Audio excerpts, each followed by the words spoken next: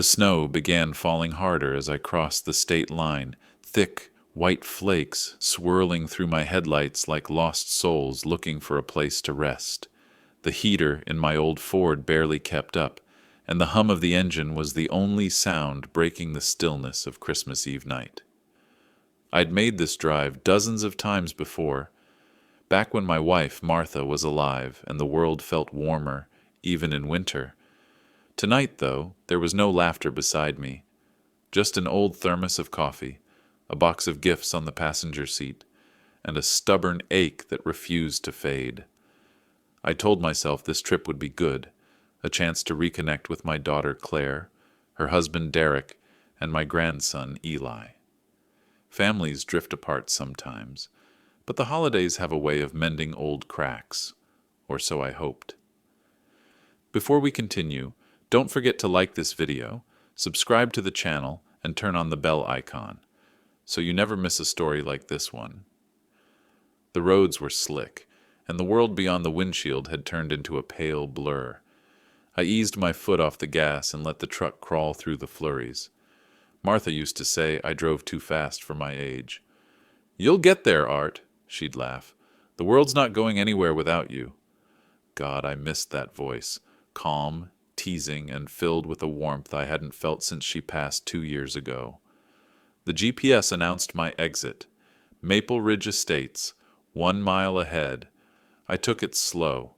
Claire's house was new, 2 stories, big yard, built by a contractor, but the design was mine. I'd drawn those blueprints for her wedding gift a decade ago. Every nail, every beam, every corner of that place was something I'd once shaped with my own hands. That house was supposed to be their start to a happy life. When I pulled into the cul-de-sac, the snow muffled everything, the crunch of the tires, the sound of the engine. Her house glowed softly with gold lights, wreath on the door, smoke curling from the chimney. For a moment, it looked like a postcard, but the driveway was blocked by Derek's brand-new truck, parked sideways like it owned the place. I idled at the curb for a minute, my headlights catching the snow piling against his fender. I could have called, sure, but surprises were more fun when Martha and I did them together. Claire used to love it when we'd just show up with pies and laughter. Tonight, I wanted to bring back a little of that. I stepped out, the cold slapping me in the face. The wind howled down the quiet street as I grabbed the box from the truck bed. 3 gifts inside, a thick red sweater for Claire, a cordless drill for Derek, and a small wooden chest I'd carved for Eli. The chest had his initials burned into the lid and a secret compartment beneath the bottom plank, just like the one I'd made for Claire when she was little. The front steps creaked under my boots. I could hear faint Christmas music inside, Nat King Cole's "The Christmas" song. Fitting. I smiled and knocked once, firm but cheerful. Through the frosted window I saw movement, a shadow crossing the hallway, then the sound of a deadbolt sliding open. The door cracked just enough for Derek's face to appear. He looked older since the wedding photos on Claire's mantel, heavier, sharper around the eyes, wearing a half-smile that didn't reach them. "Well," he said, his voice low and edged. "Didn't expect company tonight." "Guess I should have called," I said lightly. "Merry Christmas, Derek." He didn't answer right away. His gaze dropped to the box in my arms, then back to me. "Claire's busy. You should have told us you were coming." From behind him, I heard Claire's voice, soft, nervous. "Dad?" Her face appeared in the doorway, pale against the warm light inside. She looked tired, like someone who hadn't slept much in weeks. "Oh, Dad, you shouldn't have driven in this weather." I smiled. I've driven through worse for less important reasons. Derek didn't move aside. He stood square in the doorway, hand still on the frame, blocking my way like a guard. "We don't really have room right now," he said. "The guest room's full of boxes." "That's fine," I said evenly. "I'll take the couch. I just came to see my family." Claire bit her lip. I could see something flicker in her eyes. Guilt, maybe, or embarrassment. Then she stepped forward. "Come in, Dad. It's freezing." Derek hesitated, then finally moved aside. The warmth of the house wrapped around me as I stepped in, carrying the box to the living room. The smell of pine and roasted ham filled the air. Lights twinkled from a tall Christmas tree. For a second, I almost forgot the awkwardness. Almost. "Where's Eli?" I asked. "Upstairs," Claire said quickly. "Getting ready for bed." Derek gave a tight grin. "He's been acting up. Needs to learn some discipline." The word discipline sat heavy in the air. I'd heard that same tone before, in factories, from foremen who liked their power too much. I nodded slowly, choosing silence over confrontation. It was Christmas Eve, not the night to fight. We made small talk for a while, about the weather, about gas prices, about anything but what mattered. I placed the wooden chest near the tree, wrapped in brown paper and tied with string. Derek barely looked at it. Later, when Claire went to the kitchen, Derek leaned closer and lowered his voice. "You know, Arthur, it'd be better if you called next time. We've got our own way of doing things here." "I can see that," I said, "but family doesn't need an appointment." His smile tightened. "In my house, they do." He turned away, leaving me standing in the middle of the living room with the soft sound of carols playing from a speaker. The Christmas tree lights blinked slowly, red, green, gold, like a heartbeat out of rhythm. That's when I noticed something else. A small pair of sneakers tucked half under the couch. Eli's. Wet, muddy, and forgotten. It wasn't the kind of mess Derek usually tolerated. I picked them up, brushing off the snow. My hands shook slightly, though not from the cold. There was a tension in that house. Quiet, invisible, but thick enough to choke on. When Claire returned, I smiled and pretended nothing was wrong. "You still use the same cookie recipe your mother loved?" She nodded, forcing a smile. "I do." But her hands trembled as she poured me coffee. Something had changed here, something deep and ugly under all the tinsel and candles, and though I didn't know it yet, that night would test every ounce of patience, strength, and love left in me.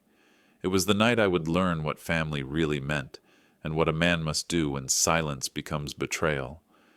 The smell of coffee lingered in the air long after I'd finished my cup. It mixed with cinnamon candles and pine needles, that holiday sweetness meant to make a house feel like home. But there was something about the quiet in that living room, too still, too measured, that made me feel like I'd stepped into a photograph rather than a family gathering. Claire moved around nervously, straightening pillows that didn't need straightening, picking at invisible lint on her sweater.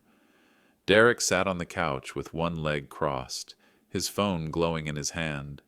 His jaw moved slightly as he chewed a piece of gum, his eyes flicking toward me every so often with a look that wasn't curiosity. It was calculation.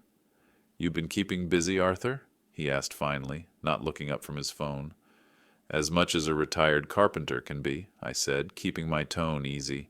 "Been helping the church patch up their roof. Keeps me moving." "That's good," he muttered. "Old men need hobbies." The way he said old men carried a sting. I smiled anyway. "Keeps the blood flowing." He nodded, still half absorbed in whatever glow came from that screen. Claire sat down at the far end of the couch, her hands in her lap. She tried to meet my eyes, but looked away when she saw Derek's head tilt, just slightly in her direction. The moment passed in silence, except for the faint hum of a heater kicking on. I looked at the Christmas tree. The ornaments were perfectly symmetrical, the lights wound too neatly, not like Claire used to decorate. When Martha was alive, she and Claire would make a mess of it, laughing, hanging paper stars and crooked angels. This tree looked like something from a catalog, perfect, lifeless, expensive. "Where's Eli?" I asked again, this time more softly. Derek answered before Claire could open her mouth. "Upstairs. He's finishing his punishment." "Punishment?" I repeated. Claire's fingers tightened around each other. "It's nothing serious, Dad.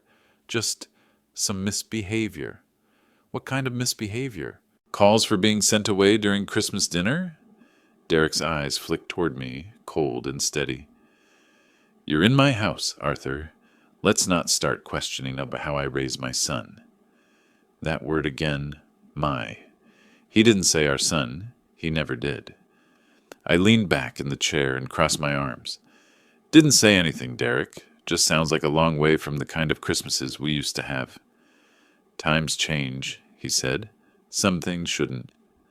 For a few seconds, neither of us spoke. The fire in the corner hissed softly, logs cracking under the heat. Claire stood up quickly, pretending she remembered something in the kitchen. I'll check the ham, she said, disappearing before either of us could answer.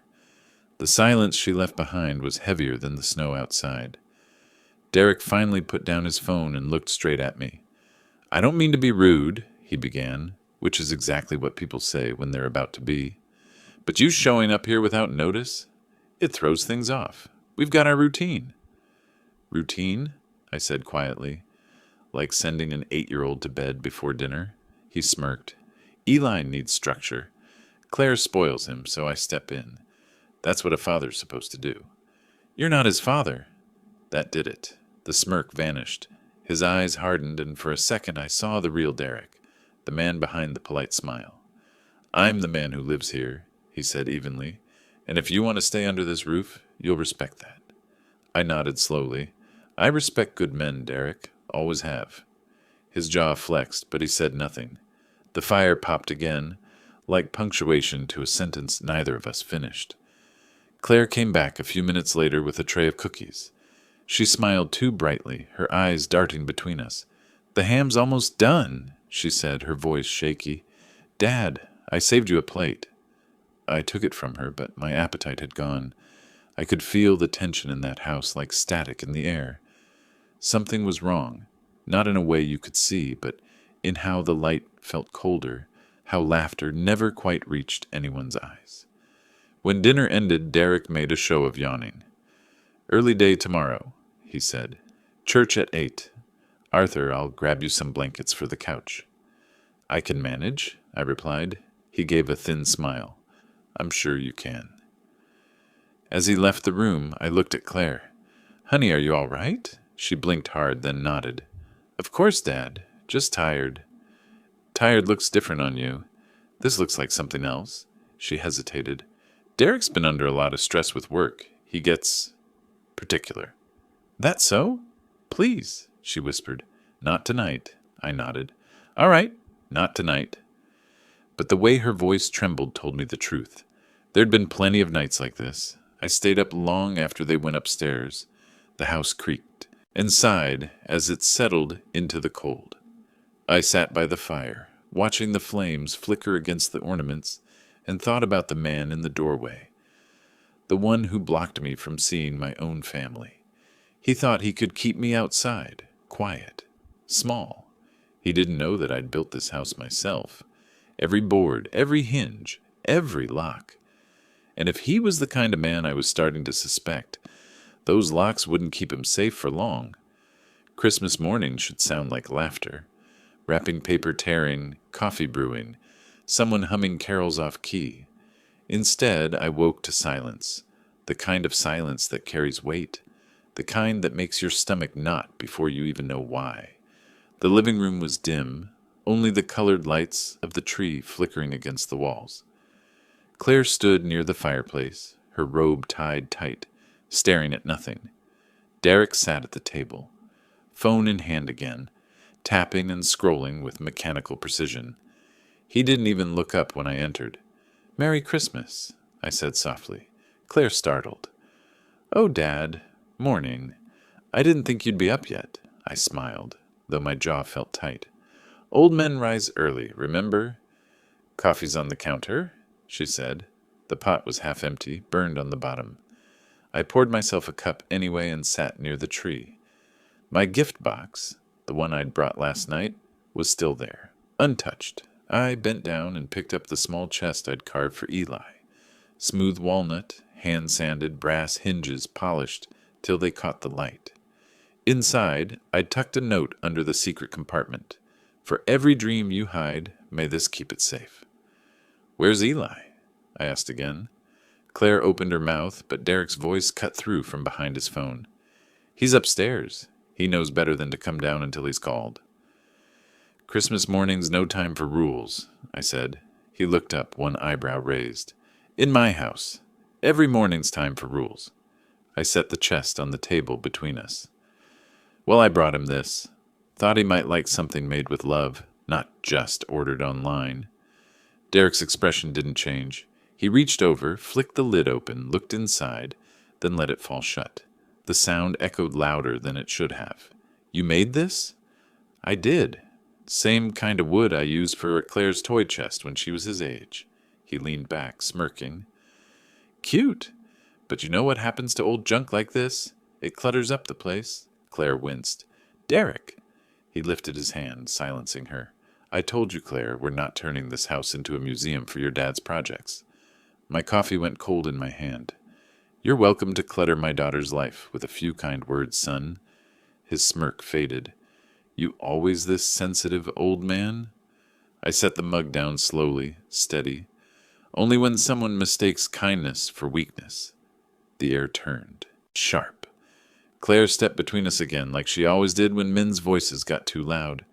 Please, she said softly, not today. Derek shrugged and stood, towering over the table. You want to know the problem, Arthur? You live in the past. You still think you run things because you built a house 20 years ago. Well, times change. You don't belong here anymore. Not in my home. He said it like a verdict, like a door slamming shut. Funny, I said, keeping my voice calm, because the man who built these walls remembers the studs, the beams, the foundation. I know what holds it together, and what happens when the wrong man starts shaking the frame. He snorted. You're hawking nonsense. No, I said. I'm talking about responsibility, something you seem to confuse with control. That's when Eli appeared, quiet, small at the top of the stairs in striped pajamas, clutching the railing. His face lit up when he saw me. Grandpa, Claire gasped. Eli, sweetheart, go back upstairs. But he was already running down, barefoot, eyes wide with the kind of joy only kids can keep alive. You came! Mom said maybe the snow. He stopped short when Derek's hand closed around his shoulder. Back upstairs, Derek said. Now. Eli froze. His small fingers twisted the hem of his shirt. But... No buts. I saw the boy's throat tighten. I saw the fear, that quiet, learned kind, the kind that doesn't come from discipline, but domination. Hold on, I said quietly. He's just excited to open his gift. Gift? Derek turned toward me. You mean that box? I told you, we don't need any more junk. He grabbed the wooden chest off the table, holding it by one corner. Careful, I said, a warning low in my tone. He smiled, the smile of a man who enjoys seeing how far he can push before something breaks. Then he dropped it. It hit the hardwood floor with a heavy crack, one hinge snapping loose. Claire gasped. Derek, he shrugged. Oops, guess it wasn't built to last. Something inside me, that quiet place that's held everything together since Martha's death, cracked like that hinge, not loud, not visible, but final. Eli's eyes filled with tears. He ran to the broken chest, tracing the splintered edge with trembling fingers. It was from Grandpa, he whispered. Derek rolled his eyes. See? Overly emotional, just like his mother. I stood up slowly. Every joint in my knees popped, every breath thick with heat I hadn't felt in years. You think strength means making others small, don't you? Derek turned, his grin gone now. I think strength means keeping order. No, I said softly. It means keeping people safe. Claire's voice cracked. Dad, please. Derek pointed toward the back door. You need to cool off, Arthur.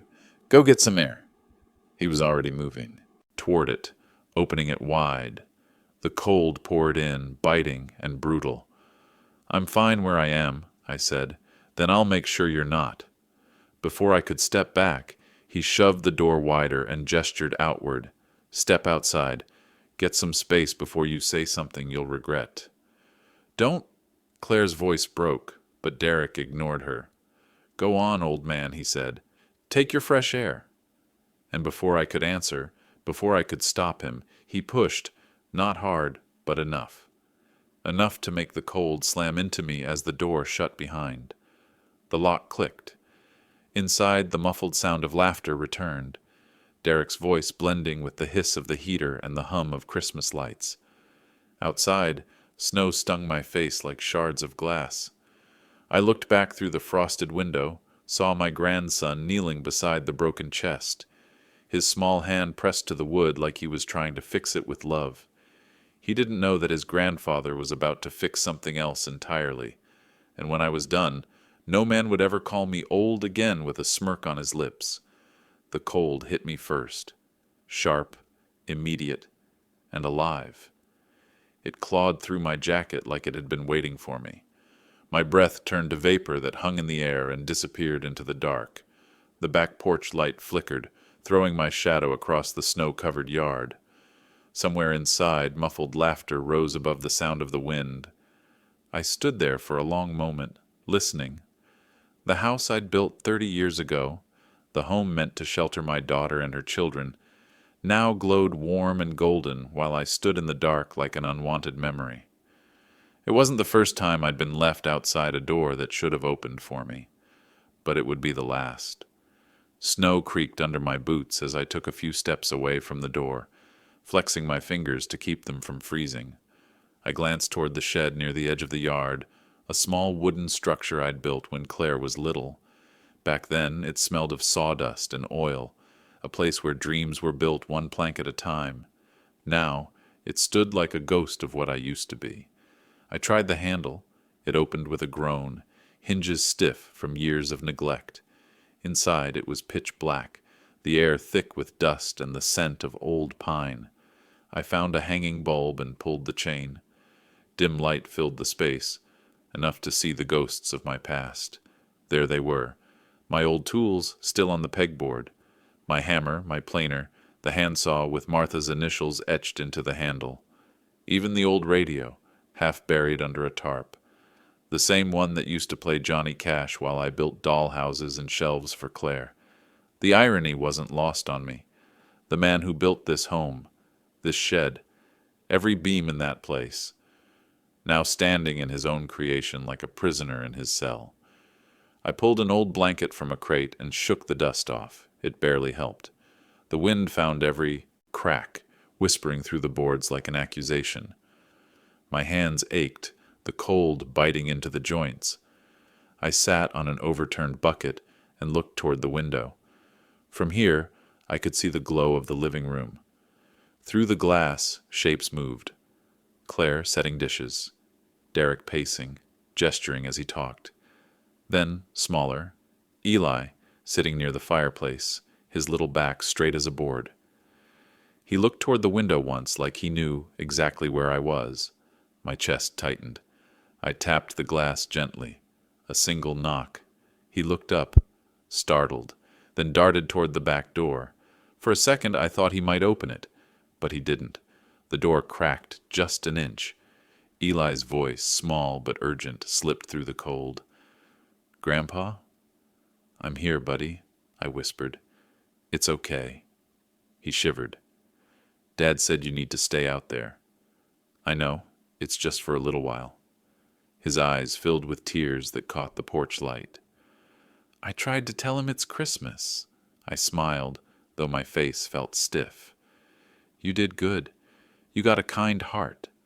Don't ever lose that." He disappeared for a moment, then came back holding something, a blanket, the thin blue one from his bed. He pushed it under the shed door, his small hands red from the cold. My throat tightened. "Thank you, Eli." He nodded quickly, scared. "You'll come in soon?" "Yeah," I lied. "Go back inside before he sees you." He ran off, and the door shut again. The light from the house dimmed behind the curtain. I sat in the shed, blanket over my knees, staring at the faint glow through the frosted glass. The wind howled louder. The roof creaked. My fingertips went numb. I thought about Martha, how she'd hated the cold. She used to say that winter had a way of testing who really cared about you. "The people who love you," she'd say, "will never let you shiver alone." I wondered what she'd say if she could see me now.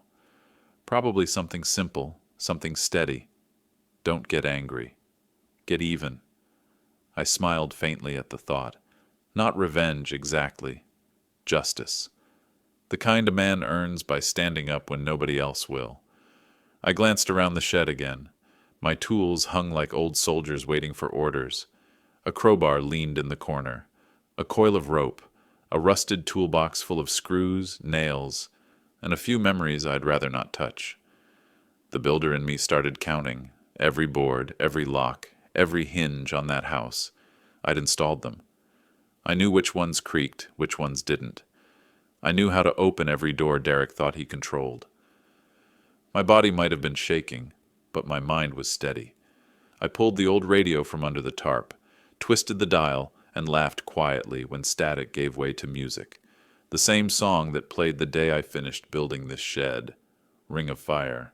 The lyrics crackled through the cold, low and rough, like a voice from another life. When the wind pushed. Through the cracks, I started talking to Martha out loud.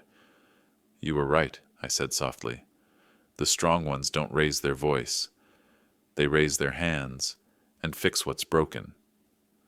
Somewhere in the distance, I heard Derek's laughter again, loud, confident, the sound of a man who believed the world belonged to him. I leaned back and looked toward the window, the faint outline of that house glowing like a fortress. Tomorrow, I whispered, tomorrow you'll learn who really owns this house. The night stretched on. The cold pressed against my bones until I couldn't feel my hands anymore. But under the blanket, Eli's blanket, there was a small, stubborn warmth, not enough to keep me comfortable, just enough to keep me alive. I closed my eyes, counted my breaths, and planned. If I was going to teach Derek Walsh what kind of man I truly was, I wouldn't need anger. I'd need precision, and there was no man alive who understood this house better than the one who built it. By dawn, the snow had stopped falling, but the cold hadn't eased. It pressed against the shed walls like a living thing trying to crawl inside. My joints burned, and my breath came in short, fogged bursts. I'd spent the night wrapped in Eli's thin blanket, sitting upright on an old crate with my back against the wall. I'd lived through worse, cold shifts at construction sites, nights fixing power lines during storms.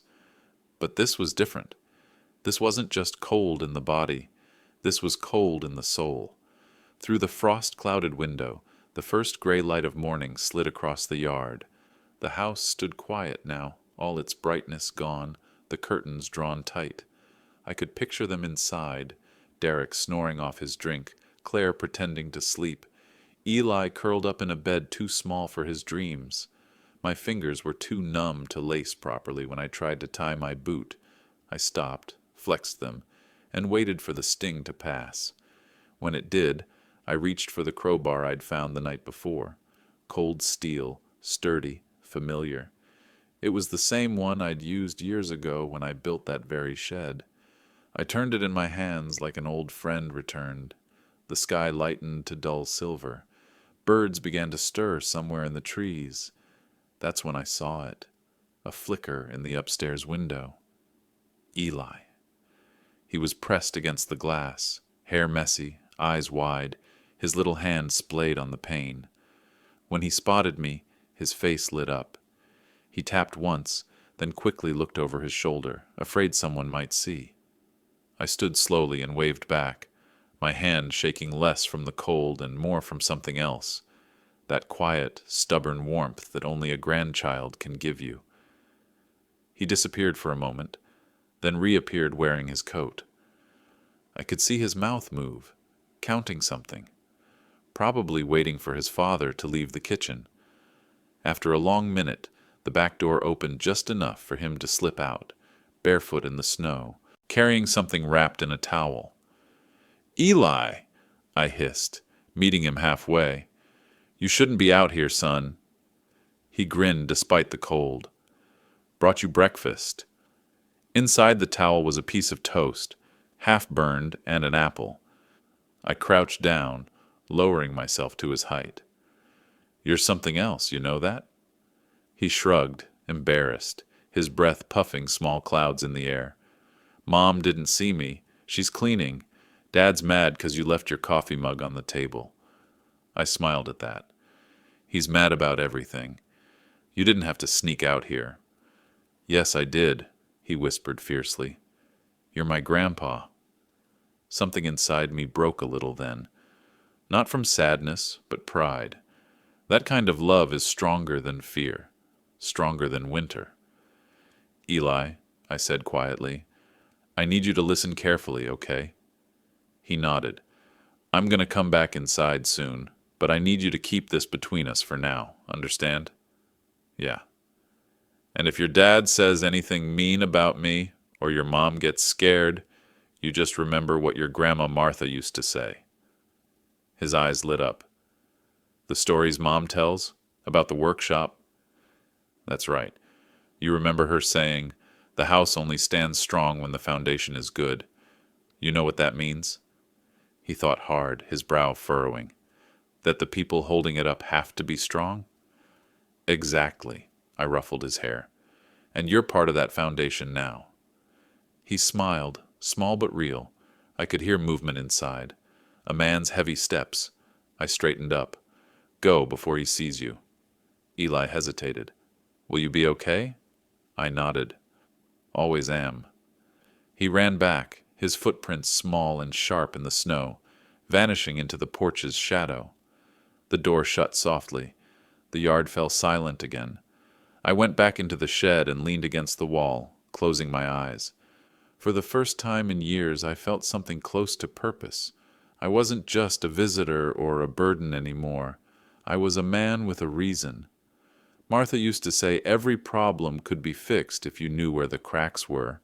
That was the carpenter's rule. You didn't destroy what was broken. You studied it. You found the weak point, and you made it right. Derek thought he'd found my weak point last night.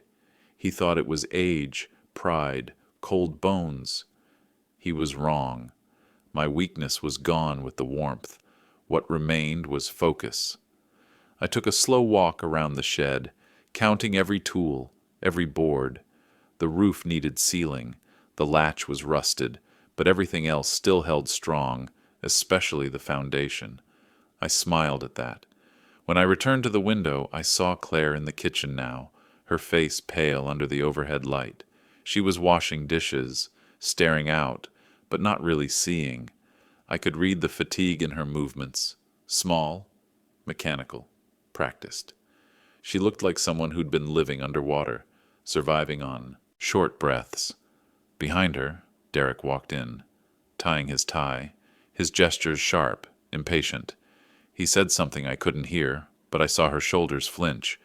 Then he pointed toward the window, maybe noticing the open curtain. Claire hurriedly drew it shut. Darkness again.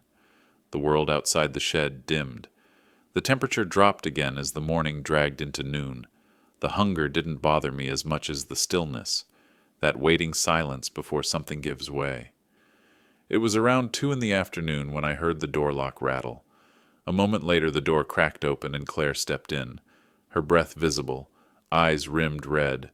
She looked smaller than I remembered, a grown woman who somehow carried the fragility of the girl I once taught to ride a bike. Dad, she whispered, what are you doing out here? Warming up to your husband's hospitality, I said dryly. She winced. I'm sorry. I didn't know he'd lock you out. Didn't know, I repeated, or didn't want to know. Her eyes filled instantly and she looked away. Please don't start. Not now. He gets angry when people challenge him. I noticed. She took a breath. He's been under pressure. Work's been hard. Sometimes he goes too far, but too far is putting a man outside in freezing weather. My voice came out quieter than I expected. Too far is making his own son afraid to laugh. She opened her mouth but closed it again, trembling. You don't understand, Dad. If I push back, he punishes Eli. I felt my stomach turn cold. How? She shook her head violently. Please don't ask me that. I stepped closer. You need to tell me, Claire. You can't protect both of them. Not him and your son. She covered her mouth, muffling a sob. I just want peace. There's no peace in a house built on fear. She looked up at me, eyes full of a lifetime of exhaustion. What do you want me to do? For now, I said, go back inside. Act normal. Let him think I've given up. She hesitated, then nodded, wiping her eyes. You're not planning something, are you? I'm a builder, sweetheart. Planning's what I do best. She left quietly, closing the door behind her. I listened as her footsteps faded toward the house. When I was alone again, I went to the window one more time. The light had changed, gray sliding into gold as the sun began to set, and there, in the upstairs window, Eli appeared once more, his small hand raised in a silent wave. I waved back. The boy at the window had no idea that before this night ended, the foundation of his family, and of that house, was going to change forever. By late afternoon, the yard had turned the color of ash. The sky hung low and heavy, and the snow that had fallen all night began to harden into a crust of ice that cracked beneath my boots when I moved. The shed smelled of rust and memory, and I was tired of both. I rubbed my palms together and blew into them, watching the faint trace of steam vanish. My body was old, but not broken, not yet. There's something about cold that tests what kind of man you really are. It strips away every illusion of comfort until all that's left is instinct. And my instinct told me this. I wasn't meant to die in a shed I built. I stood and scanned the walls again. The builder in me couldn't stop assessing things, even now. Joints, seams, nails, weight distribution. Every inch of the structure spoke to me, telling me what time had done to it, where it could hold, where it would fail. I'd made this place with precision, the kind of craftsmanship I'd learned from my father. But I'd also built it with foresight, a hidden compartment under the workbench, a habit born from years of keeping spare keys and emergency tools out of sight. I knelt by the bench, brushing away dust and shavings. My hands found the groove, a narrow slit under the lowest plank. I reached in and pulled out a small tin box. Inside was a collection of old things, Martha's ring, a folded photograph of Claire as a child, and 2 brass keys. One was to the shed's original padlock. The other, longer and older, belonged to the back door of the house, a door Derek had replaced years ago but never changed the latch cylinder for. I smiled. You can't buy history like that. I closed my fist around the key and felt something stir. Not anger, not revenge, but the slow return of dignity. It felt like the first breath after drowning. The plan was still forming, but I knew its shape. It wasn't about getting even. It was about setting things right. If I'd learned anything in 6 decades of building homes, it was that rot doesn't stop on its own. You have to cut it out before it spreads. I waited until twilight. From the shed window, I watched the house flicker back to life. Lights came on one by one, a false glow that made it look warm again. I saw Derek's shadow in the living room, pacing. I saw Claire moving like a ghost between rooms. And upstairs, Eli's window glowed faintly blue, a small island of innocence in an ocean of control. I stepped outside, the key clutched tight in my palm. The cold wind whipped at my face, but it didn't feel like punishment anymore. It felt like permission. When I reached the porch, I paused. The back door stood where I'd left it, smug, solid, uninviting. I slid the key into the old secondary lock below the new handle. It fit like it was waiting for me. A gentle twist, a click. The sound was quiet, almost respectful. I stepped inside. The warmth of the house hit me, but it didn't feel welcoming. It felt heavy, like walking into someone else's lie. I could smell pot roast and cleaning chemicals, faint perfume from the hallway. The air was too perfect, too controlled. I moved silently, every step careful. Years on construction sites had trained me to read sound. Which floors creaked, which ones didn't. Derek had polished the hardwood, but he hadn't reinforced the joists. I avoided the weak spots out of habit. In the kitchen, a half-empty glass of whiskey sat on the counter beside Derek's phone. I picked it up, glanced at the screen. Locked, of course, but in the reflection I caught sight of Claire at the sink, washing dishes in silence, her eyes distant. She didn't see me at first. When she did, she froze. "Dad!" she whispered, startled. "How?" "Quiet," I said softly. "I still know my own locks." Her eyes darted toward the hallway. "If he finds out—" "He won't," I interrupted. "Not yet." Her voice shook. "You can't stay here." "I'm not staying," I said. "I'm fixing what's broken." She stared at me like I'd spoken another language. "Dad, please don't make it worse. He's already angry."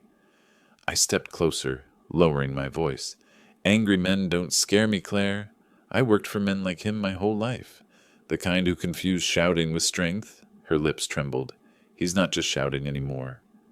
"I know." Her breath caught. "You do?" "Eli told me enough." Her face collapsed. "Oh, God." "It's not your fault," I said gently. "You did what you thought would keep the boy safe. But this—" I looked around the room, the spotless counters, the silent air. "This isn't safety. This is surrender." She wiped her eyes. "What are you going to do?" "First," I said, "I need to see my grandson." She hesitated, then nodded. "He's in his room, but—" "I'll be careful." I climbed the stairs slowly, my knees aching but my resolve steady. The house creaked softly under my weight, each sound a familiar whisper.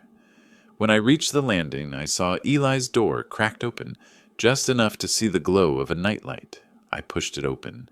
He sat cross-legged on the bed, drawing with crayons. When he saw me, his face lit up. "Grandpa!" "Shh," I said with a smile. "We're on a secret mission, remember?" He nodded eagerly. "Mom said you'd gone home." "Not yet," I said. "I had to finish some work." He looked confused but didn't ask questions. Kids his age know when to trust silence more than words. I sat beside him, careful not to crush the scattered papers. "What are you drawing there?" He held it up, a simple sketch of a small house surrounded by snow, with 3 stick figures holding hands, one taller than the others, with white hair. "Who's that?" I asked, pointing. "You," he said proudly. "You're fixing the roof." I laughed quietly, though my eyes stung. "That's a good memory." "Can we fix our house too?" he asked suddenly. I looked at him for a long moment. That's exactly what I planned to do. I tucked the drawing into my coat pocket, folded carefully. "Keep the faith, Eli. Tomorrow's going to look different." Footsteps echoed downstairs, heavy. Derek's voice followed, sharp and irritated. "Claire, why's the back door open?" Eli flinched. I pressed a finger to my lips. "I'll handle it," I whispered. I stepped into the hallway, pulling the door nearly shut. At the top of the stairs, I saw Derek standing below. His tie loosened, his face red from drink and irritation. He looked up. His expression twisted from surprise to anger. "Well, look who finally found the door," he sneered. "Guess your locks aren't as good as you thought," I said evenly. "What the hell do you think you're doing in my house?" I met his stare without blinking. "You mean my daughter's house? The one I built? The one you keep rotting with your temper?" He laughed, short and ugly. "You've got a mouth for an old man." "And you've got a heart too small for a husband," I said. For a second the air between us was still. Then his eyes darkened. "Get out, right now, or I'll make you." "You already tried that," I said. "Didn't work out." He took a step forward, fists curling. Claire's voice broke the tension. "Derek, stop." He paused, glaring up at me. "You want to test me, old man? Go ahead. But you won't like what happens next." "I built this house," I said quietly. "Every inch of it. And tonight, it's going to remember who it belongs to." He didn't understand what I meant. Not yet. But as I turned and walked back down the hall toward Eli's room, I knew exactly what was coming. The locks, the recordings, the truth. All of it was about to surface. Every structure has a weak point, and I'd just found his. Night fell heavy over the house, thicker than before, swallowing what little warmth the day had offered. The wind had died down, leaving behind a silence that felt almost rehearsed. The kind that makes every floorboard creak sound louder, every breath sharper. Derek was downstairs again, pacing, his footsteps a slow rhythm of control. I could hear him opening drawers, the clink of a glass, the low hum of anger that never seemed to tire.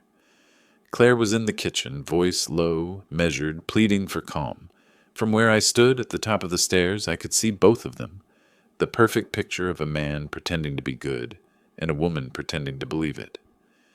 Eli's door was closed behind me. I'd told him to stay inside and lock it, no matter what. He didn't ask questions. He just nodded, trusting the quiet in my voice. That boy had learned the kind of obedience that doesn't come from respect. It comes from fear. I'd had enough of fear in this family. The key I'd used earlier still sat heavy in my pocket. My hands found the crowbar too. I didn't plan to use it for violence, but sometimes a man carries something not for what it can break, but for what it reminds him of. I'd built things with that tool. I could rebuild again after I tore down what needed tearing. I took a slow breath and descended the stairs. The room was warm, too warm. Derek had the fire going, and the air smelled faintly of whiskey and smoke. He stood by the mantel. Tie off now, sleeves rolled, his confidence back. He looked up when he heard me. "Well," he said, smirking, "looks like the ghost found his way back into the house." I didn't rise to it. I just moved toward the table, my boots solid on the floor. "You shouldn't drink so much," I said evenly. "It dulls your sense of consequence." He laughed, harsh and hollow. "What are you, my sponsor now?" "No," I said. "Just the man who's been watching what you do when you think no one's looking." That made him pause, his brow furrowed. "What are you talking about?" I reached into my coat and held up Derek's phone. He blinked, confused for half a second, then realized. "I picked this up off the counter earlier," I said. "You really should be more careful where you leave things when you're talking about discipline and respect." His smirk faltered. "You went through my phone?" "I didn't have to. You left the camera app running." He froze. "I heard every word," I said quietly. "You bragging to your friends last night about teaching me lessons, about making Eli into a man, about putting your wife back in her place." His face drained of color, then refilled with rage. "You're lying." "I don't need to lie. The phone doesn't either." I placed it on the table, face down. "It's all right here, Derek, recorded and backed up. One copy in my truck, another in my email drafts waiting to send." Claire stood in the kitchen doorway now, frozen, her hand to her mouth. "Dad." "It's okay," I said without turning. "He needs to hear this." Derek took a step forward. "You think you can come into my house and threaten me?" "I don't make threats," I said. "I build things. But I also know when something's rotten, and this," I gestured around us, at the home he'd poisoned. "This is as rotten as it gets." His jaw clenched. "You've got no right." "I have every right," I cut him off. My voice wasn't loud, but it carried.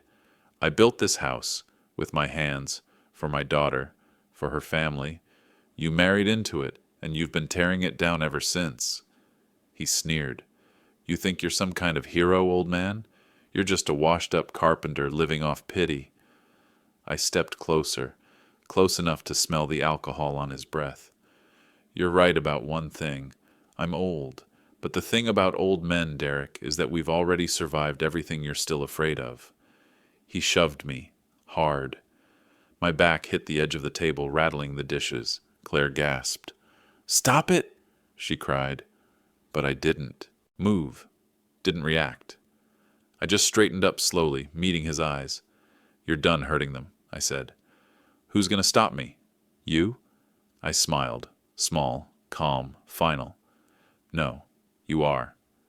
And then, before he could answer, I picked up his phone, swiped the screen, and hit play. His own voice filled the room. Loud, brutal, boasting. "Had to show the old man who's in charge. Kid cries like his mother. Pathetic." They'll learn, one way or another. Claire covered her mouth. Her knees buckled. She stumbled against the counter, sobbing. Derek lunged toward me, but she was faster. She stepped between us, trembling. "Enough!" she screamed. "I've listened to you for years. I've watched you break this family piece by piece, but not tonight." "Claire!" "No." Her voice cracked but didn't waver. "You don't own this house. You don't own us." He looked at her, stunned, maybe more by her courage than by the words. For the first time he had no script, no control. I could see something change behind his eyes. Not regret, just recognition. He wasn't the man in charge anymore. "You think you can just ruin me?" he hissed. "You ruined yourself," I said. He swung his arm, knocking the phone from my hand. It clattered to the floor, screen flashing, but the recording kept playing. His voice echoed again. "She needs to learn obedience." Claire stared at the phone, then at him, tears streaming down her face. "I believed in you," she said softly. "I thought you were broken, not evil. But I was wrong." "Shut up." He moved toward her, but I stepped between them. "Touch her," I said, "and I swear you won't walk out of this house." He stopped, breathing hard, red-faced, fists trembling. The silence stretched until it cracked, then, faintly, from the top of the stairs. "Mom?" Eli's voice. Claire turned, hands trembling. "It's okay, sweetheart. Go back to your room." Derek looked up toward the stairs, and that was his mistake. I reached down, grabbed the phone, and hit record again. "Tell me," I said quietly, "how it feels to hear yourself." He froze. "You think anyone will believe you? You think the police care about old men and their sob stories?" I smiled, tired but certain. "They'll care when the file goes viral, when the neighbors hear it, when the people at your job hear it. You built your life on image, Derek, and I just tore it down with your own words." He went still. Then, without another word, he turned and stormed toward the back door, slamming it so hard the glass rattled. When the sound faded, Claire collapsed into the nearest chair, sobbing. I stood there, still, watching the fire flicker. "You okay?" I asked. She nodded, barely. "You recorded him?" "I didn't plan to," I said. "But sometimes God puts a hammer in your hand and expects you to use it." She gave a broken laugh. "You always said everything can be fixed." "Almost everything," I said. "Not pride." I walked to the window, looking out into the cold yard. The night felt different now, cleaner, sharper. I knew Derek wasn't gone for good. Men like him never leave quietly. But tonight, the foundation had shifted. The house had remembered who it belonged to. And as the fire burned lower, I realized something else. The breaking point hadn't been his. It had been ours. Mine, Claire's, Eli's. And from this break, something stronger could finally begin. The night after Derek stormed out was the longest of my life. The house, for once, was quiet. Not peaceful quiet, but the kind that follows after a thunderclap. Every sound carried too far. The tick of the clock, the hum of the refrigerator, Claire's soft, uneven breathing from the next room. I sat in the living room long after she and Eli had gone upstairs, watching the embers in the fireplace glow and fade. It was the same fire Derek had bragged in front of hours before, the same warmth he'd used to make this house feel like his kingdom. But now it felt different. It wasn't his anymore. It was reclaiming itself, like the walls were exhaling after holding their breath for too long. I sipped what was left of my cold coffee and let my thoughts drift. Martha would have told me to go easy, to remember that anger only fixes things when it's guided by love. But tonight, I didn't feel anger anymore, just a hollow kind of sadness, the kind that comes from seeing how deep rot can run before anyone notices. Around 2 a.m, I heard soft footsteps. Claire appeared in the doorway, wrapped in a blanket, her face pale and drawn. "You should try to sleep," I said quietly. "I can't," she whispered. "Neither can Eli." I nodded toward the couch. "Sit down." She did, pulling the blanket tighter around her shoulders. The firelight made her look younger for a moment, the little girl who used to fall asleep on my lap during late-night TV reruns. "Is he coming back?" she asked after a while. "Men like Derek always come back," I said. "But the difference now is, this time, he won't find the same people waiting for him." She stared at the floor. "You think I'm weak." "I think you've been surviving," I said gently. "And survival looks a lot like weakness, until you remember how much strength it takes to endure." Tears welled in her eyes. I didn't want Eli to grow up in this. I told myself it wasn't that bad, that he'd change. "People don't change because we love them," I said. "They change because they run out of excuses." She nodded, eyes distant. "When Mom died, I felt like I lost my compass. And Derek. He made me feel like I couldn't steer without him." I reached over and took her hand. "You don't need anyone to steer for you. You just need to remember who built your ship." That made her smile, faint but real. "You and Mom used to say that when I was little." "Because it's true," I said. "We built this house to keep you safe. You think I'd let some man walk in and turn it into a cage?" Her grip tightened. "What are we going to do when he comes back?" I took a slow breath. "We'll let him talk. Men like him always talk. And when he does, we'll already have the truth ready." She frowned. "The recording?" I nodded. "And more. There's a deputy I know from the county. Used to help me haul lumber out near Sandusky. Good man. I'll send him the files in the morning." She exhaled shakily. "Dad." I looked at her. "Thank you," she said, "for not giving up on me." I squeezed her hand. "Never could. You're my best work." We sat there in silence for a long time. Eventually she dozed off, her head resting on my shoulder, her breath steady.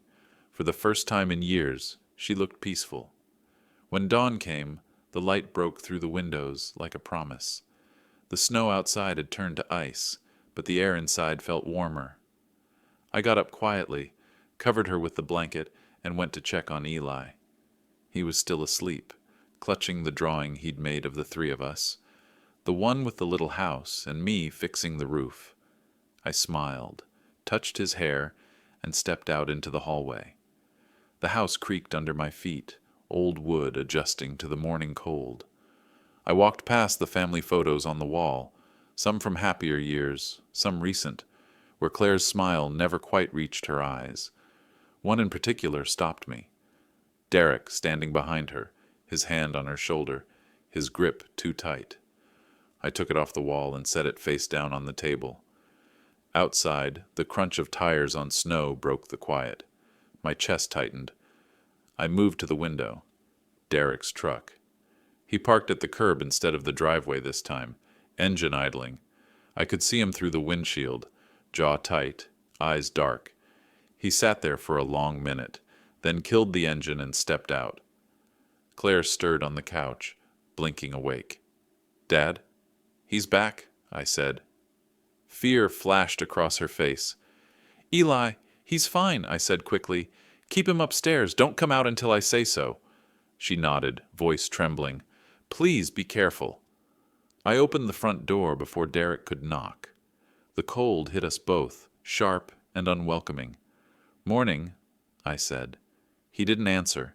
His eyes were bloodshot, his jaw freshly shaved, his posture trying too hard to be calm. "I came to get my things." "You came to try and take control again," I said. "But that door's closed." He smirked. "You think you scared me last night with that little performance?"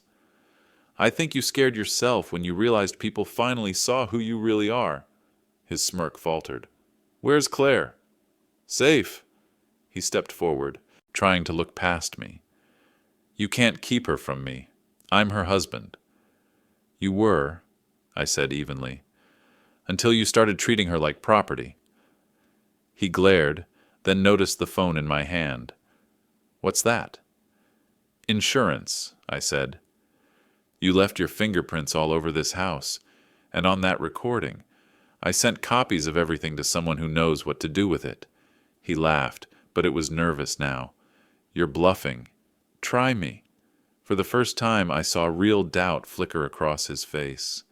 He looked at the house, the windows, the roof, the quiet behind me. Maybe he remembered whose hands had built it. Maybe he realized how small he really was in its shadow. "You think you've won?" he muttered. "There's no winning here," I said. "Just surviving, and you don't belong in a house built for that." For a moment, neither of us moved. Snowflakes began to fall again, slow, lazy, silent. Then he shook his head, turned, and walked back to the truck. He slammed the door hard, started the engine, and drove away. The sound faded down the road, leaving only the hiss of wind and the low creak of trees. I closed the door and leaned against it, my breath unsteady. Claire was standing at the bottom of the stairs, holding Eli in her arms. Her face was pale but calm. "He's gone?" she asked. "For now," I said. "But even if he comes back, it won't be to the same home." Her eyes glistened. "I don't know what we'd do without you, Dad." I smiled faintly. "You'd do what every strong woman does. You'd rebuild." I looked around at the living room, the broken photo, the silent fire, the walls still standing after all they'd witnessed. Sometimes the strongest part of a structure isn't the wood or the nails. It's the moment you decide not to let it fall. The morning passed in uneasy quiet. Claire moved through the house like someone walking across thin ice, careful, silent, listening for cracks. Eli sat by the window with a blanket wrapped around him, tracing circles in the frost with his finger. I kept to the kitchen, phone on the counter, waiting. I knew Derek. Men like him didn't leave. They regrouped. They hid behind silence, pride, and the illusion of control until they found a new way to assert it. When the doorbell rang at noon, the sound split through the calm like a shot. Claire froze mid-step. "Stay upstairs," I said. "Dad, don't—" "Please, honey, just trust me." I opened the door. Derek stood on the porch, dressed in his best Sunday clothes, gray coat, dark gloves, a smile that didn't touch his eyes. Behind him were two of his co-workers and their wives, carrying casseroles and bottles of wine. "Arthur," he said smoothly, "mind if we come in? We're hosting a little Christmas lunch. Friends only." "Hosting?" I said, glancing at the group. "In a house that isn't yours?" He chuckled, softly. "Let's not make a scene. It's just lunch. You can join if you can behave." His co-workers looked uneasy, uncertain where to stand. Derek was performing, like he always did, the charming husband, the successful man with everything under control. I stepped aside. "By all means," I said. "Come in. Let's give them a show." They filed in, chatting politely. Claire appeared at the top of the stairs, pale but composed. Eli clung to her hand. "Claire," Derek said cheerfully, "look who dropped by, the Jenkins and the Moores. We thought we'd make it festive again." Claire's smile trembled. "Of course." Derek clapped his hands. "Arthur, why don't you grab some plates? Make yourself useful." I studied him for a moment. The crisp suit, the fake grin, the self-satisfied calm of a man who believed he'd reset the board. Then I walked past him, picked up his phone from the counter, and said, "Sure thing." I set the phone on the table in plain sight and tapped the speaker icon. "Let's start with a little music, shall we?" What came out wasn't music. Had to show the old man who's in charge. She'll learn or she'll leave. Kid cries like his mother. Pathetic. The room froze. The laughter died instantly. Derek's smile faltered, his face draining of color. "Turn that off." I didn't move. "You wanted a show. Here it is." "Arthur," he hissed, stepping closer, "this isn't the time." "No," I said, voice steady. "This is exactly the time. People should know who they're eating with." Claire stood rooted at the stairs, trembling. One of the wives covered her mouth. One of the men muttered something under his breath. The recording kept playing, Derek's voice growing uglier with each word. He tried to grab the phone, but I held it up high. "You'll break it?" I said. Go ahead. I sent copies already. One to the sheriff. One to your company's HR department. His mask cracked then, the anger flashing behind his eyes like lightning behind clouds. You think you can destroy my life? I'm not destroying anything, I said. I'm just showing people what you built. He turned to his guests, desperate. You think this proves anything? He's old, senile. You know how people exaggerate. But no one met his eyes. They didn't have to. The evidence was still speaking for him. His tone, his laughter, his cruelty caught in digital amber. Claire came down a few steps, voice shaking, but clear. I let him treat me like nothing for years because I thought love meant forgiveness. But love doesn't mean letting someone burn down your soul. Claire, Derek said, reaching toward her, we can talk about this. She stepped back. No, we're done talking. He looked at me then, wild, cornered. You think you've won, old man? You think anyone will believe this wasn't edited? Why don't we ask them? I said. You're among friends, Derek. Tell them if that's your voice. He opened his mouth, then closed it. Silence, the kind that empties a man out from the inside. Claire's co-workers turned toward the door, murmuring excuses. One of them whispered something like, I'm so sorry, Claire, before they left. The screen door slammed shut behind them, leaving only the four of us, me, Claire, Eli, and the shell of the man who used to rule this place. He stared at the floor, chest heaving. You don't understand what you've done. Oh, I understand perfectly, I said. I've taken back my daughter's home. That's all. He looked up slowly, fury bleeding into his face. You'll regret this. Maybe, I said. But regret's a cleaner thing to live with than cowardice. He lunged, but I was faster. Not stronger, just steadier.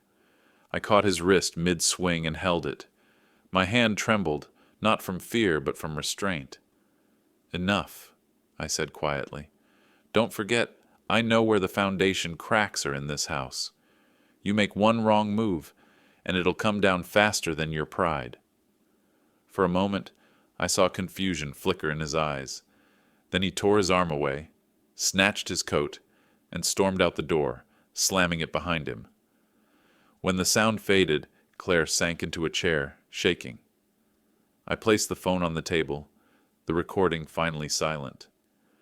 Eli climbed down from the stairs and ran to her, wrapping his arms around her waist. Mom, it's okay, he said softly. He's gone. Claire buried her face in his hair and wept. I stood by the window watching Derek's truck back out of the driveway. He didn't look up this time, didn't wave, just disappeared down the street. For the first time in years, the house felt still, not tense, not fearful, just still, like it was waiting to heal. Claire looked up at me through her tears. It's over. Not yet, I said, but it's beginning to be. She nodded, understanding. I turned back to the fire and stoked it, watching new flames catch on old wood. A house remembers who built it. It also remembers who tried to break it. And tonight, this one had finally chosen a side. Snow fell again that night, soft and relentless, blanketing the world in quiet forgiveness.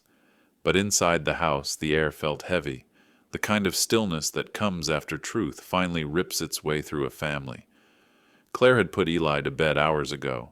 He'd fallen asleep clutching my hand, as if afraid the calm might vanish if he let go. I sat beside him until his breathing evened out, then brushed the hair from his forehead. You're safe now, buddy, I whispered. Really safe this time. Downstairs, the faint crackle of the fireplace filled the silence. I went to the kitchen and poured myself a glass of water, my reflection trembling in the window pane. The old man staring, back looked worn but unbroken, the kind of tired you earn, not the kind you suffer.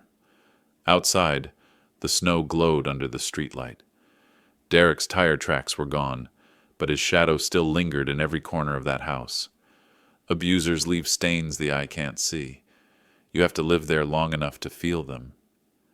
Claire was sitting at the table, her hands wrapped around a mug that had long gone cold.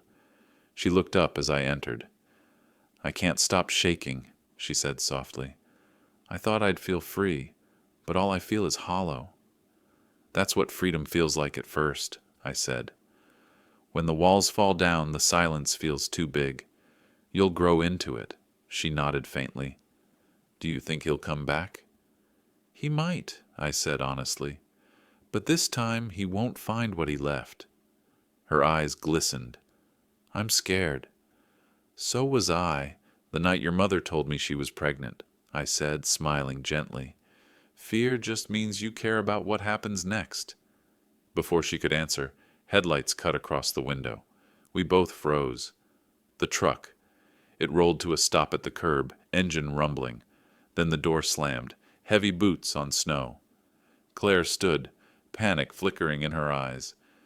"Dad, take Eli," I said firmly. "Lock the bedroom. Don't come down until you hear my voice." "Dad, please!" "Now, Claire." She ran upstairs, her footsteps muffled by the carpet.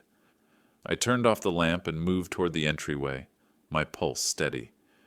The door rattled once, twice, then burst open. Derek stepped inside, snow clinging to his coat. His face was flushed, eyes bloodshot, jaw set. He carried a look I'd seen on too many men before, the look of someone who'd lost everything but thought anger could buy it back. "You had no right," he said, his voice a low growl. "No damn right." "I had every right," I replied. "You crossed the line the first time you raised your hand in this house." "You ruined my life," he shouted. "My job's calling non-stop. They heard the recording. You think they'll believe this crap?" "They believe your voice," I said. "Everyone does." He took another step forward. "You want to see what happens when you take everything from a man?" "I already have," I said quietly. "And you're proving my point." For a long moment neither of us moved. His breathing grew harsher, his hands twitching at his sides. The firelight flickered across his face, and I could see the tremor in his jaw, fury mixed with fear. "You think you're a hero," he spat, "but all you've done is destroy a family." "No," I said, "I'm rebuilding one." He lunged.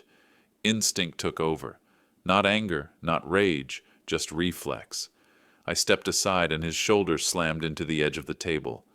The glass of water shattered, scattering across the floor. He turned, furious, but I'd already picked up the phone. "Stop!" Barked, pointing it at him. "One more move, and this call goes straight to the sheriff." He froze, chest heaving. The tone of my voice must have told him something his pride couldn't hear. I wasn't bluffing.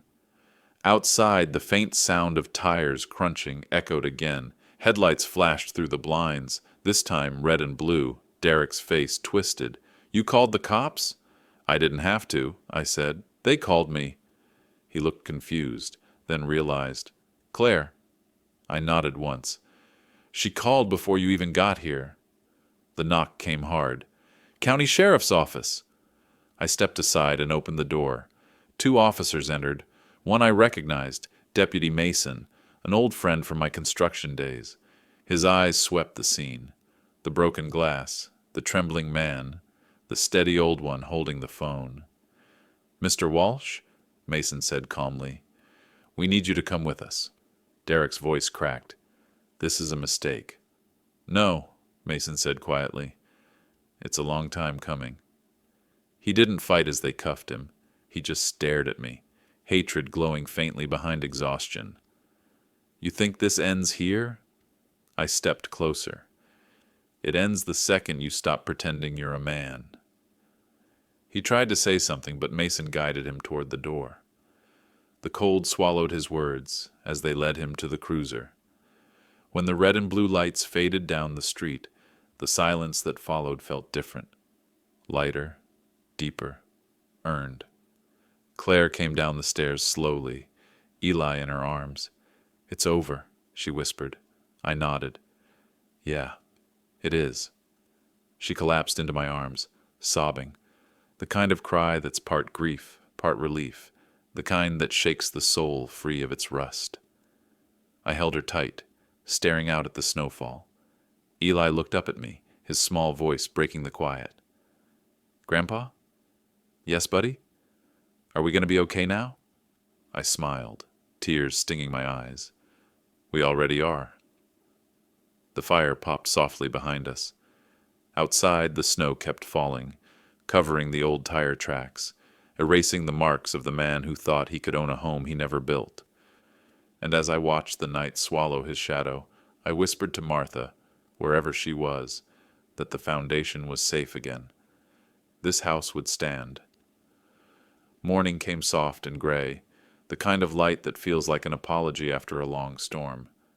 The snow outside was smooth again, no tire marks, no footprints, just an untouched sheet of white. For the first time in months, the air in the house felt breathable. I stood by the window in my robe, hands wrapped around a cup of coffee that steamed faintly against the cold glass. Across the street, Mrs. Hanley was shoveling her walkway, her old beagle waddling beside her. It looked ordinary. It looked like peace. Behind me I heard soft footsteps. Claire appeared in the doorway, wrapped in one of Martha's old sweaters, her hair loose, her eyes swollen but clear. She looked 10 years younger than she had yesterday. "Coffee?" I asked. She smiled faintly. "Please." I poured her a cup, black the way she used to drink it before Derek started making it for her with cream and sugar. His way. Small details like that, I'd learned, were the first things abusers took and the last things victims remembered to reclaim. She cupped the mug in both hands, inhaling.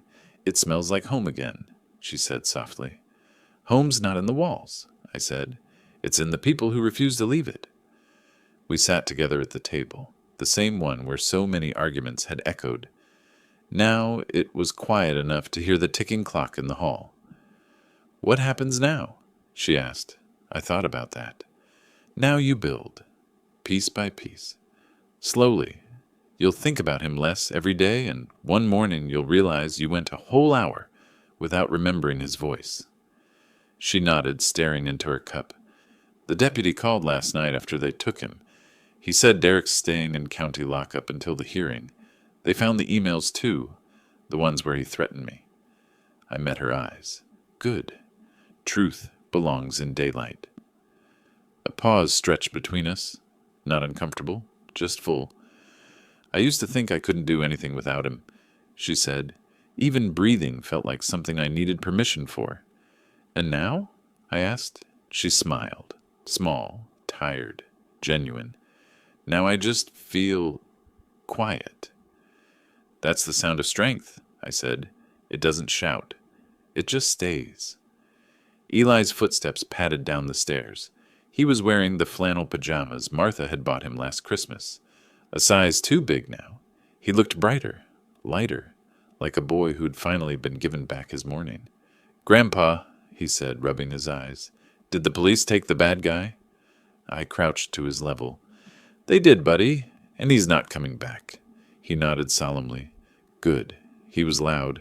I chuckled. "Yeah, he was." Claire came over, kneeling beside him. "We're safe now, okay?" He hugged her tightly. "Can we put up the Christmas lights today?" She looked at me. I smiled. "I think that's exactly what we need." By noon, the three of us were outside, bundled in coats and gloves. The ladder leaned against the eaves, just like old times. I steadied it while Claire climbed up, her fingers red from the cold, laughing when Eli handed her each light like it was treasure. When the last string blinked to life, the house looked alive again, glowing against the pale afternoon sky. The colors reflected in the snow, painting the yard in warmth that no winter could steal. Neighbors waved from across the street. One of them, Mr. Hanley, called out, "Glad to see you folks smiling again." Claire waved back, her grin wide and free. I couldn't remember the last time I'd seen her like that. We went back inside, the three of us, shaking off snow. The smell of cinnamon and pine from the old wreath filled the hallway.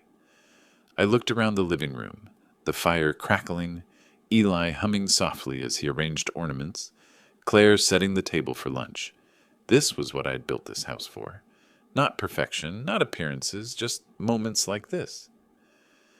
After lunch, I went to the porch with a blanket and my coffee. The sun was dipping low, glinting off the icicles like shards of glass. I reached into my coat pocket and took out the folded photograph I'd found in the shed. Martha holding a baby Claire, both smiling at the camera. The edges were worn, but the image hadn't faded. "I did it, Marth," I murmured. "Not perfectly, not like you would have, but I did it." The wind brushed past, gentle, almost like a hand on my shoulder. Claire joined me a moment later, sitting quietly beside me. "I heard from the bank," she said. "Derek had been trying to take a second mortgage out behind my back. The papers didn't go through yet. They'll cancel it after the hearing." I let out a low whistle. "Guess he wanted to own everything except responsibility." She smiled. "Not anymore." We sat there for a long time, watching the snow fall in the fading light. No more shouting, no more footsteps full of fear. Just the steady rhythm of life returning to what it was meant to be. Inside, Eli laughed, a bright, unfiltered sound that carried through the window and settled into every corner of the house. And for the first time since I'd lost Martha, I felt something I hadn't in years. Peace that didn't feel borrowed. Sometimes justice doesn't look like revenge. Sometimes it looks like a quiet morning, a child's laughter, and a home that finally remembers how to breathe. Winter finally broke. It didn't happen all at once. It started with a drip. Snow melt from the gutter, tapping against the porch rail, steady as a heartbeat. Then the sound of water running in the ditches again, birds daring to sing before dawn, the sharp smell of thawed earth pushing through ice. I stood out on the front steps that morning, coat unbuttoned, the sun warm enough to touch. It felt like the first breath after a long-held silence. The house behind me was alive again, laughter echoing faintly through open windows, the sound of pots clanging, Eli's feet running across the floors he no longer feared to cross. For months, those sounds had been ghosts. Now they were music. Claire was painting the kitchen, pale yellow, the same color Martha once chose for our first home. The same shade, she said, made the mornings brighter, even on bad days. I watched her from the doorway, her hair tied back, streaks of paint on her cheek. "You missed a spot," I said. She laughed without looking up. "You always say that." "Because it's always true." Her eyes met mine then, and for the first time since the storm of all this began, I saw her whole. Not the frightened woman who flinched at footsteps, not the hollow version who whispered apologies to the air, but my daughter, the one who used to build forts in the backyard and swear she'd be a firefighter. "How's the case going?" I asked. "Derek pled guilty," she said quietly. 3 years, maybe less with good behavior." I nodded. "He'll have plenty of time to think about what good behavior actually means." She looked down at her brush. "Do you hate him?" I thought about that for a moment. "No," I said finally. "Hate's just another chain. I don't have room for any more of those." She smiled faintly. "You sound like Mom." "I'll take that as the best compliment I've had in years." She set the brush down and crossed to me, her hand finding mine. "Thank you for saving us." I shook my head. "You saved yourself, Claire. I just reminded you where the foundation was." Outside, Eli was in the yard, digging with a small spade near the old oak. He waved when he saw me. "Grandpa, come look." I walked over. He pointed proudly to a patch of soil. "I planted something." I crouched beside him. "What is it?" "A tree," he said. "Like the one you planted for Grandma." I smiled. "You remember that?" He nodded. "Mom told me. She said you planted it to keep her close." "She was right," I said softly. He looked up at me, his eyes bright. "When will mine grow?" "Soon," I said. "You just have to give it time, water, and care. Roots take patience." He frowned thoughtfully. "Kinda like us?" I looked at him for a long moment, and my throat tightened. Exactly like us. The wind stirred, carrying the scent of wet soil and pine. The house gleamed in the sunlight, the fresh paint, the clean windows, The front steps mended where the wood had split years ago. For the first time in a long time, I felt something I thought I'd lost. Not just peace, but purpose. A builder's hands never stop searching for what can be fixed. But now, instead of patching broken things, I wanted to build new ones. Memories, mornings, laughter that stayed. That evening after dinner, we sat on the porch together. Claire read a book. Eli curled up beside me, half asleep. The sun dipped low, painting the sky in orange and gold. "You ever think about leaving again?" Claire asked quietly. I smiled. "Not anymore. Every builder knows when a job's done, and this one's worth staying for." She nodded, eyes glassy with gratitude she didn't have to say aloud. I leaned back, watching the horizon fade. "Funny thing about houses," I said after a while. "They remember every season, every nail, every laugh, every argument. But if the foundation holds, you can always rebuild." Claire looked at me, then at the yard where Eli's little sapling was planted. "You think it'll grow?" "It already is," I said. "You just can't see it yet." The porch light flicked on as dusk settled. Somewhere far off, a church bell chimed 6 times. I closed my eyes and let the sound roll through the quiet. Martha used to say that every family, no matter how battered, is a kind of construction site, always under repair, never truly finished. Maybe she was right. Maybe that's the point, because tonight, under the fading sky and the hum of a house finally at rest, I realized something simple, something freeing. I wasn't just rebuilding walls. I was rebuilding lives. And for the first time in a long time, it felt like home.